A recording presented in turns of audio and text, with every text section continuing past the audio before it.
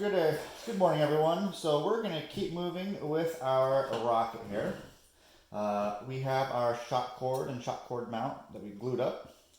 It's got a little curve to it. It's kind of nice. We're actually going to go ahead and put it in our body tube.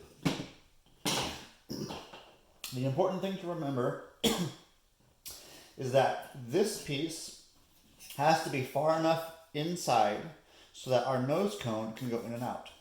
If it's too high up, it'll actually act as a little wedge and we will not be able to get our nose cone in. So the instructions tell us that we must put it in 3.8 centimeters, which, if you do the math, is about 1.5 inches. So I'm going to make a little mark in my rocket at 1.5 inches so that I can make sure I get it right. So I'm going to do a quick little measurement, and it needs to be about that far down. And we're going to go ahead and mix a little bit of epoxy, just a small amount, so we can put it in. Now you can either use epoxy or your Elmer's glue. Either will be fine, but because we want to try and paint the rocket today, we're going to use a little epoxy because we know it'll dry a little faster. So we're just going to quickly mix just a little bit of epoxy. We don't need much at all for this.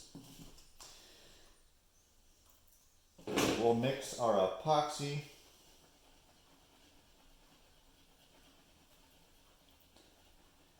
and the easiest way to do it is to apply just a little bit on the back of our shock cord mount. You can do the same thing with Elmer's glue. And we're simply going to try and slide this down on our tube and press it down with our fingers. And then I'm going to take my clothespin and I'm going to put a clean, dry stirring stick or anything you can put in there, and I'm just going to set it down on top of my shock mount, and I'm going to use my clothespin to kind of hold it down, to press it down inside there, because my clothespin doesn't go to 1.5 inches, and it looks good. I'm just going to leave it like that, and we're going to talk about painting our rocket. So we are going to paint our rocket in the color of the red nose cone, the white body, and one blue fin. So in a later video, we'll show you how to paint our rocket.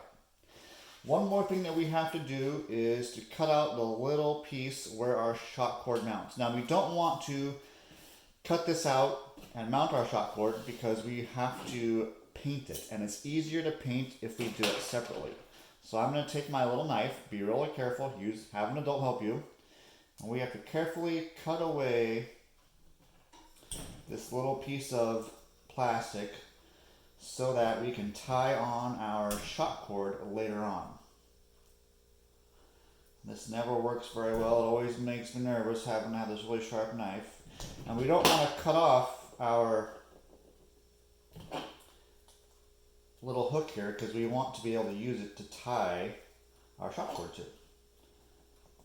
If you break this little piece,